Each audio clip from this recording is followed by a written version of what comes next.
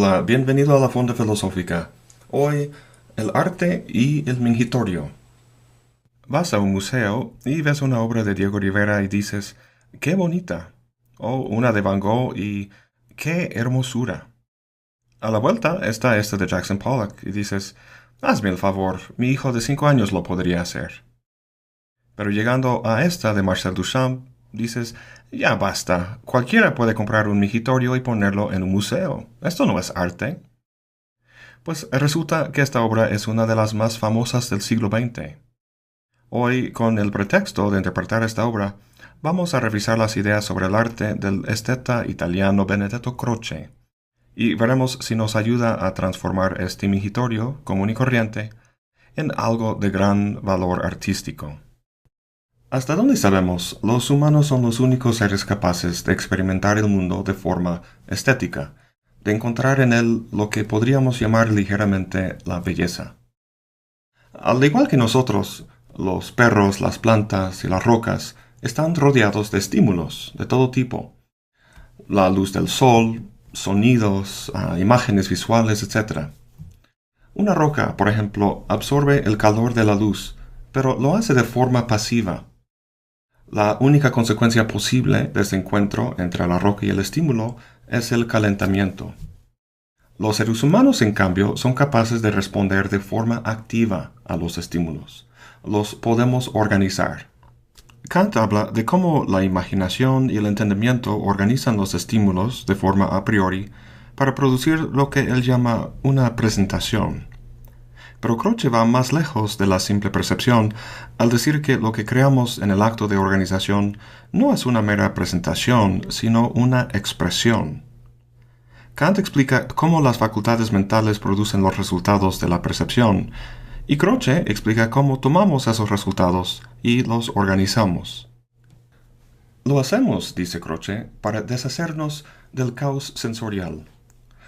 Al ordenar los objetos de nuestra experiencia, estamos incitados por una molestia, una vaga sensación que nos inquieta, nos molesta. El proceso de esclarecer esa sensación es lo que Croce entiende por expresión. Imagínate que hay algo que quieres decir a tu novio o novia. Quieres que sepa cómo te hace sentir, pero no encuentras las palabras. Podrías darle una tarjeta como esta, pero queda muy corto y además es muy cursi. Entonces te sientes frustrado hasta que por fin encuentras, digamos, una metáfora que expresa la emoción perfectamente bien y le escribes un poema. En el momento de encontrar la forma de decírselo hay una sensación de gran alivio. Dices, ajá, eso es. Pero ojo, hay que tener cuidado con algo. Ah, Imagínate un chavo que está muy enojado y tira un florero en el piso rompiéndolo. Diríamos normalmente que este chavo expresó su enojo, pero Croce no estaría de acuerdo. Si después de romperlo se calma y empieza a organizar los fragmentos de cierta forma, quizá de forma más tétrica o impactante, quizá pintando las puntas de algunos fragmentos de color rojo, y luego mirando todo dice, ajá, así es como me siento, entonces para Croce el chavo habrá pasado por un proceso creativo de expresión. La diferencia es que en el primer caso el chavo estaba dominado por la emoción le controlaba. En el segundo caso, el chavo controlaba la emoción precisamente porque había encontrado la forma de expresarla. Entonces, ¿cómo entender una obra de arte? Suponiendo que una obra es el resultado de un proceso de expresión, que expresa una idea o emoción que el artista quiere comunicar. Entonces Croce nos dirige a hacer las siguientes dos preguntas. ¿Qué estado está articulado o expresado en esta obra? Y segunda, ¿cómo contribuyen los elementos de la obra para lograr ese efecto? Las más de las veces, lo que una obra comunica es sutil y no del todo evidente a primera vista. Entonces ayuda a empezar con la segunda pregunta. Los elementos que se encuentran dependerán del tipo de obra que es. Si es música, entonces se tratarán de elementos auditivos, notas, frases, tempo, etc. Si es pictórica, pues imágenes, colores, figuras, el medio, etc. Y si es literatura, por ejemplo, pues las palabras y su orden, su organización. El punto es preguntar por qué esta palabra o objeto, por qué está aquí y no en otra parte de la obra. ¿Qué connotación tiene ese objeto para mí? ¿Cómo cambiaría la connotación si el objeto se dibujara de otra forma, si fuera de otro color o se encontrara en otra parte de la obra? Para ver un ejemplo concreto de esto, volvamos a nuestro extraño ejemplo de La Fontaine de Marcel Duchamp.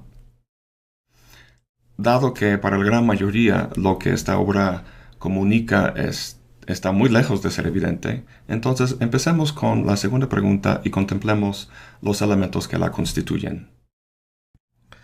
El elemento que primero salta a la vista es el hecho de que es un mingitorio común y corriente. También está la firma R. Mut, la fecha 1917, el título de la obra, La Fontaine, que significa fuente, y la forma en que está montado. Dejemos el mingitorio hasta el final y empecemos con la fecha. Hay una multitud de fechas que pudo haber escogido, pero optó por 1917. Obviamente esa fecha en particular es importante para expresar lo que quiere decir. ¿Qué pasó en ese año? Pues muchas cosas. México adoptó una nueva constitución, Mata Hari fue ejecutada por espionaje, y en Turquía T. Lawrence y sus rebeldes árabes salieron victoriosos en la batalla de Aqaba. En la vida personal de Duchamp seguramente pasaron muchas cosas que habrán sido significativas para él, pero suponiendo que quería comunicar algo a otros, supondremos que tiene que ver con algo más público. Lo que sí se destacan en las noticias de ese año son las batallas de la Primera Guerra Mundial. A esas alturas de la guerra, millones ya habían muerto. Nada más en la batalla del Somme el año anterior, murieron más de 1 millón. Las atrocidades de la guerra no eran meros accidentes.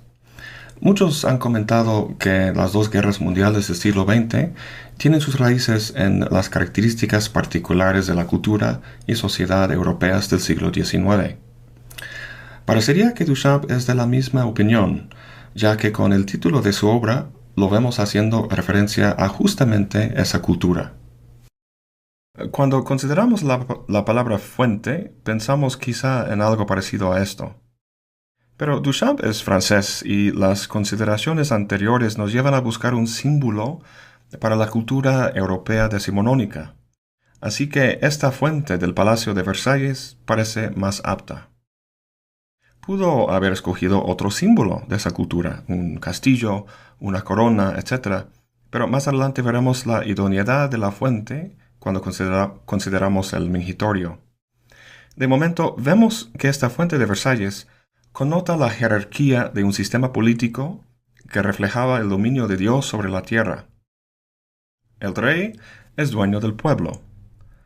El jefe, dueño de los trabajadores en la fábrica. El padre es dueño de la familia.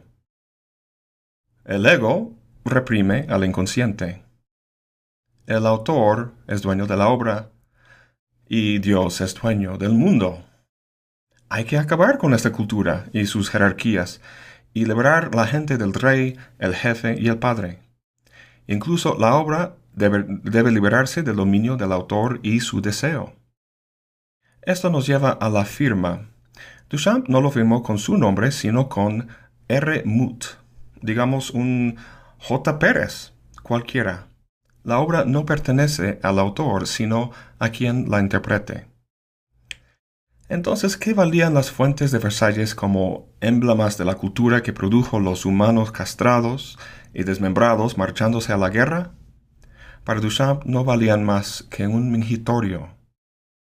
Escogió un mingitorio para expresar esto por su similitud funcional con una fuente y el hecho de que lo que se deposita ahí son los desechos del cuerpo humano.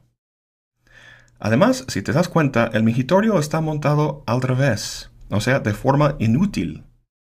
Es solo otra forma de expresar los efectos negativos de una cultura que condujo a la muerte de millones. ¿Había mejor manera de decir todo esto? Pues pudo haber escrito un largo tratado sobre los horrores de la guerra. Pero con esta obra de arte, y el valor simbólico de sus elementos y su particular organización, Duchamp logró expresar la idea de forma mucho más directa e impactante. La interpretación que hemos visto aquí ya es bastante canónica, pero no es la única. Nadie es dueño de su significado. Por ejemplo, uno podría decir que aquí Duchamp está haciendo una broma, un comentario sobre el estatus institucional del arte. Y sería válida. Aunque así sobrarían la fecha, el título y otros elementos. ¿Cómo cambiaría la obra y su significado si ahí hubiera montado una lámpara en vez de un mingitorio, y con otro título y firmado con su propio nombre?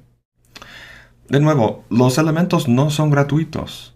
Para Croce deberían ser imprescindibles y contribuir todos, por su organización particular, a la expresión de una idea o emoción. Y esta interpretación que hemos visto es tan popular precisamente porque da cuenta de cómo sus elementos ayudan conjuntamente a expresar cierta idea de la guerra y sus raíces culturales. Bueno, eso es todo para hoy. Gracias por acompañarme. Hasta la próxima y buen provecho.